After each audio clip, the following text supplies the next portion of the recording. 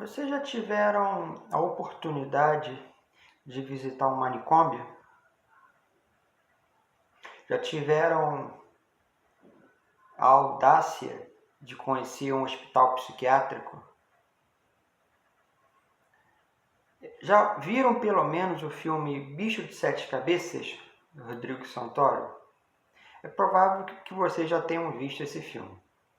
É um filme baseado num caso verídico, com algumas alterações com relação ao livro que originou o filme, o livro de Austragésilo Carrano, Canto dos Malditos, que narra a experiência de um jovem que é trancafiado no manicômio porque ele portava um papelote de maconha.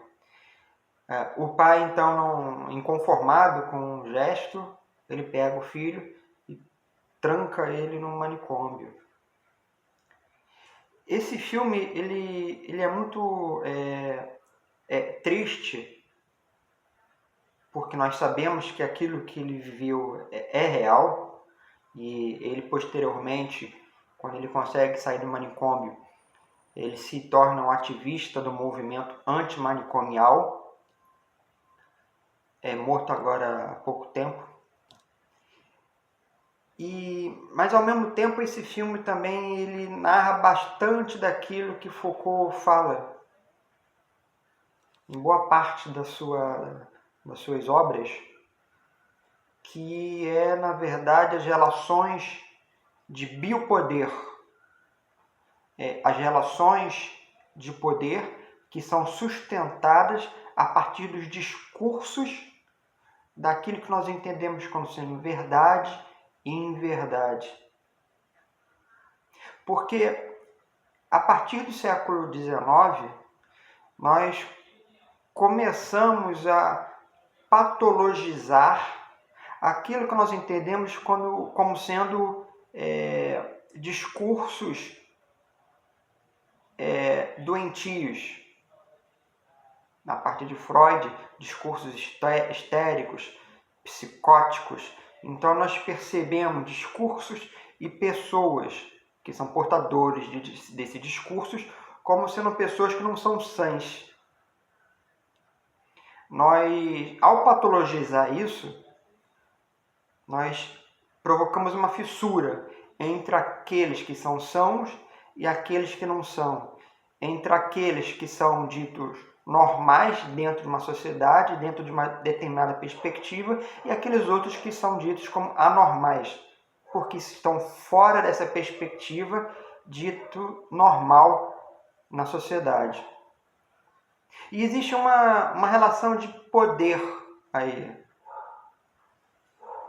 uma relação de doente e médico, de paciente e médico, de paciente como sendo portador de uma disfunção e o médico como sendo o portador de sabedoria, do saber que deve suplantar o distúrbio discursivo do paciente.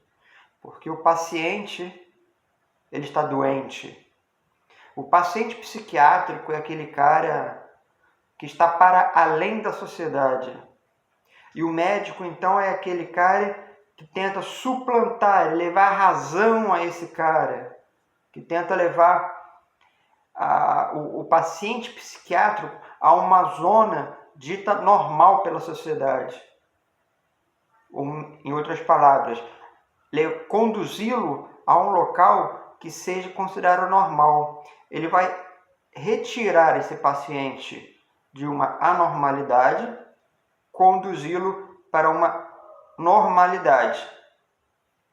E quem faz isso é o poder, ou aquilo que Foucault vai dizer de episteme, a base que sustenta as verdades, os conhecimentos e os discursos, porque o conhecimento, a base, o discurso do médico que é portador da razão é o discurso verdadeiro. Ele produz a verdade, ele é a verdade. Ao passo que o doente psiquiátrico, o louco, ele não é portador de verdade. pelo menos não em face não em face desse discurso dominante.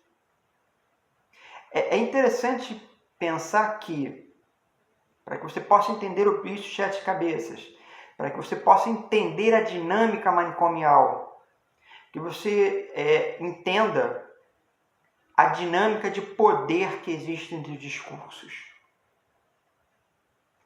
Porque para que você mantenha o poder, é necessário o outro polo, é necessário que você mantenha também o discurso de resistência.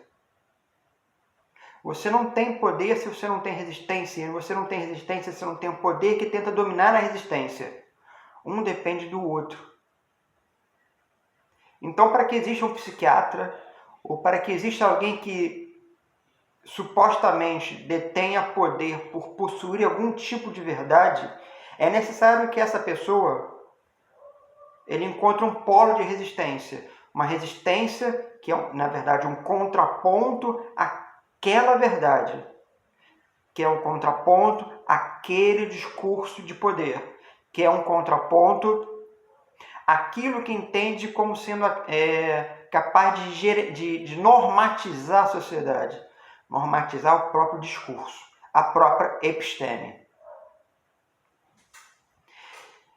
E todo mundo que está fora desse padrão de verdade epistêmico, que seja capaz de normatizar, tornar normal a sociedade, todo mundo que se rebela contra isso, que se torna um polo de resistência, ele necessariamente se encaminha para a marginalidade. É marginal, é doente. E o que a nossa sociedade faz com os marginais, fazem com os doentes? Encarceram. A nossa sociedade encarcera todo mundo que eles acham como sendo anormais. A sociedade, então, vai confinar esses caras em presídios, ao mesmo tempo que também vai tentar, de uma certa forma, confinar em escolas. Sim, em escolas, porque através da escola o cara será conduzido a esse padrão de verdade. A escola é aquela que detém o poder da verdade. E através do poder da verdade ele vai instruir os alunos. Saí de Foucault, entrei em Paulo Freire. A sociedade também vai pegar esses caras e vai confiná-los em fábricas. Ou seja, em igrejas, em conventos. Vai fazer com que esses caras todos em escolas, fábricas, conventos, vai fazer com que esses caras sejam dominados e se tornem corpos dóceis. Corpos que você pode dominar. Que você pode dizer assim, agora, por exemplo, numa igreja, é o momento de você levantar e fazer assim. Agora você senta. Agora você faz assim. Agora você levanta. Agora está na hora de você levar a comunhão com a mão esquerda na frente. A comunhão tem que ser levada na boca. Ou você pega com a outra mão, apoiando com a esquerda. Você domina o corpo. É a mesma coisa com as escolas. A mesma coisa com os presídios. Você tem hora para almoçar. Você não pode almoçar na hora que você quiser. Você tem hora para entrar na cela. Tem hora para sair. São mecanismos de dominação dos corpos. Todas sustentadas a partir dessa episteme básica, que fará com que você possa fazer com que esse marginal volte à normalidade. Fazer com que esse cara que seja doente, pretensamente esquizofrênico, se torne uma pessoa normal, sã e, portanto, reinserida na sociedade. Não existe aquilo que se pode chamar de estilística da existência. Não. O que você vai fazer é chapar o cara de medicação. você vai dar haloperidol. Veja no Bicho de Sete Cabeças, é isso que acontece. Porque o psiquiatra não olha para o neto. O psiquiatra está pouco se importando com o neto, porque na verdade o cara é normal. E ele, o detentor do conhecimento, o detentor da sabedoria, da razão, aquele cara que vai levar o neto para a situação sã, é justamente aquele que deveria estar preocupado com a estilística da existência, mas ele não está. Ele mantém a biopolítica do poder. Ele mantém a microfísica do poder. Esse poder que nós todos estabelecemos todos os dias entre uns e outros. Aquele poder que nós estabelecemos através de chefe e empregado, médico e paciente, aquele que dá a esmola e aquele que recebe a esmola.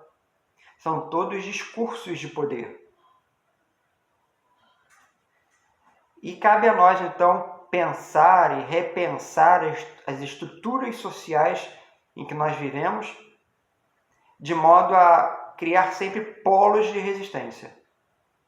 Eu acho que essa que é a abordagem, é isso que Australgésimo Carrano tentou fazer quando se tornou ativista antimanicomial. É isso que Foucault tentou fazer também, lembrando que ele também foi um grande ativista. Fica a sugestão.